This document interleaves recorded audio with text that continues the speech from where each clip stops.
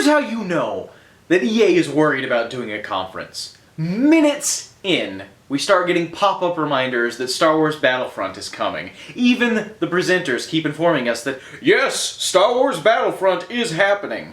I mean, if what you have to show off is so boring and uninteresting that you have to keep people hooked to the end, they probably should have just showed off Battlefront and then left. But enough hating. Let's get right into it.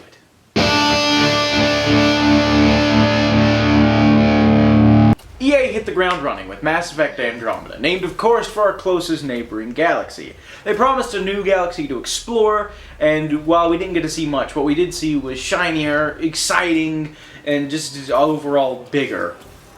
I would have liked to have seen an actual gameplay demo though, EA, so you know, it's no for the future.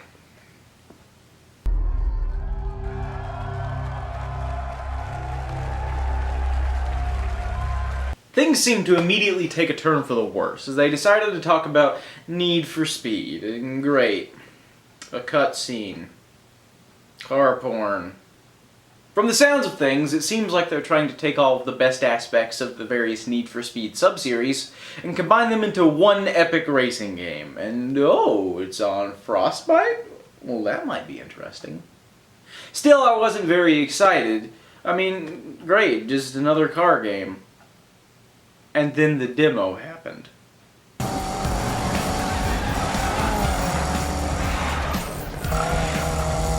I love the action, I adore the loose camera, and the intense motion blur that happens when things get really fast. And the game looks fantastic. I just hope that the final product can deliver. Consider yourself noticed. You're probably already aware of how much of a Star Wars fan I am. And no area of interest grabs me more than the Old Republic era. However, MMOs. They announced a new expansion for the Old Republic, and its promises to focus on story, and that could be good, it could be bad, but I mean, I probably won't check it out.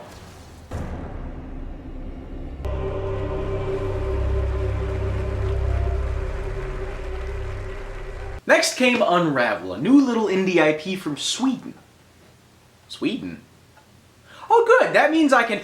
Oh my god, it's adorable!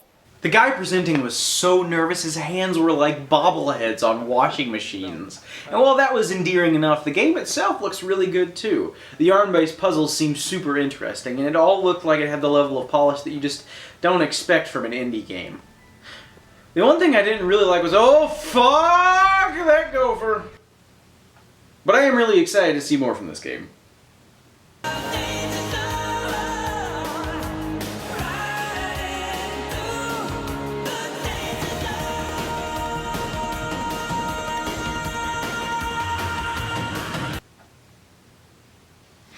I fucking love this game. This is exactly what I was talking about with the Microsoft conference. Everything in Plants vs. Zombies is absolutely insane. They showed a pretty extensive demo showing off the new zombie classes, and all of them look as ridiculous and interesting as you could hope for. They also introduced the inclusion of couch co-op, which is something the first game desperately needed. All in all, it looks like a very solid entry in the Garden Warfare series.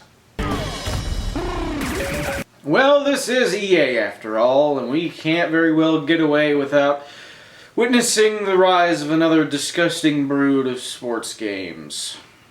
Great, sports, same shit, different day. Hockey, golf, frostbite, football, basketball, face cans, put my dick on a player. The one comment I will make is that putting the golf game on Frostbite, it actually looks pretty decent. And the fantasy golf modes actually look sort of fun. Next! Mobile games, great. Flappy Bird, Flappy Dick. Want shitty versions of console games? We got you! Star Wars card game. It's the same damn card game again, but Star Wars! Pixar makes money, right? You like Pixar? Pay us, we give you shitty Pixar. But really, just give us your money already. The audience reaction says it all yet again. No one cares, EA. Go home, you're drunk. Please, God, someone save me from the mobile menace. What's that? You went 5 whole seconds without sports? Well, this is EA, motherfuckers! We got more sports for you right here! But this time, we got Peléing. Why the fuck is he here? I don't know. He doesn't even look like he knows. But he had some nice stories, and there was FIFA, I guess. On that note, why does no one have any core physics in these games? I swear it's like all the players have Stretch Armstrong arms, and they're pasted onto a statue's torso. Oh, hey, Peléing! I've never seen him before. FIFA 16. Oh, thank God!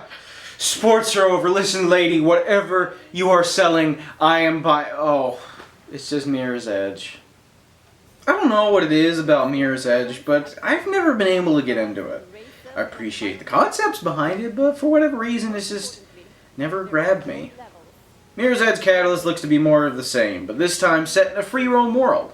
My main thought watching through this was that if only they would make a Daredevil game like this, that would be something. Get on it, Marvel. Why are we back to sports? Oh great, here comes a pompous asshole to talk to us about drafting. Oh, he's gone. Glad he served a purpose? Seriously though, it's the same damn game, updated with new season stats, just like every other EA sports game. I mean, they haven't even updated the graphics since Madden NFL on the N64. You want to impress me, EA?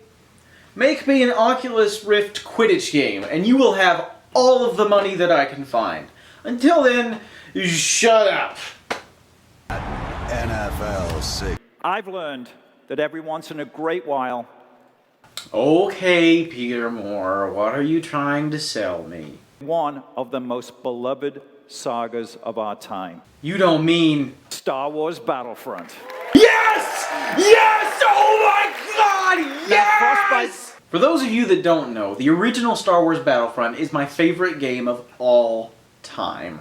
Nothing compares to the all-encompassing experience that comes from waging war across that galaxy far, far away. And with that love comes trepidation. After experiencing the massive fuck-up that was Battlefield 4, I was more than a little worried with what DICE was doing with Star Wars. The presentation began with the greatest cock tease possible. A lady came out and tried to drown me in nostalgia. The detail that they've put into meticulously crafting every prop, every vehicle, and every environment is insane. And I love the love that they show for the franchise, but even that can't hold me off for long. Let's get to the gameplay already!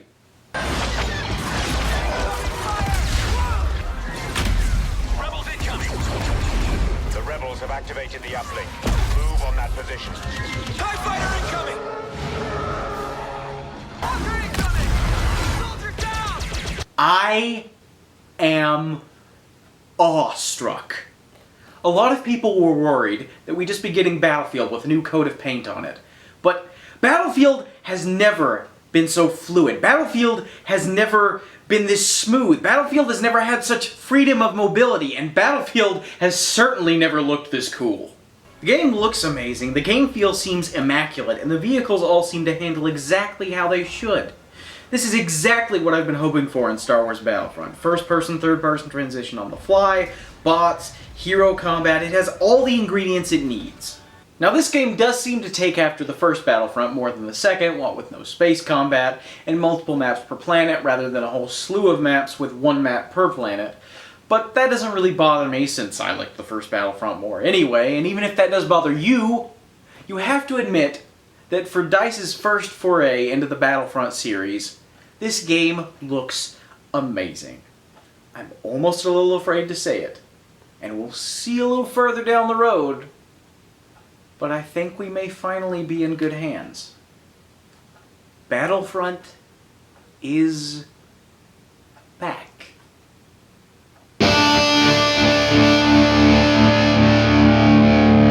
So what were your favorite parts of EA's show? What did you think about my thoughts? Discuss it down below. I'd love to hear how wrong I am and how I should go die in a fire, but until then, I will see you in the next conference video. Bye-bye.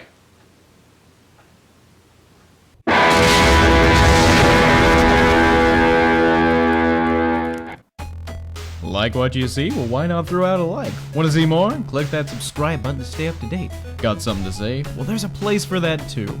Hate everything about us? Of course you do! It's the internet! Got it. Action.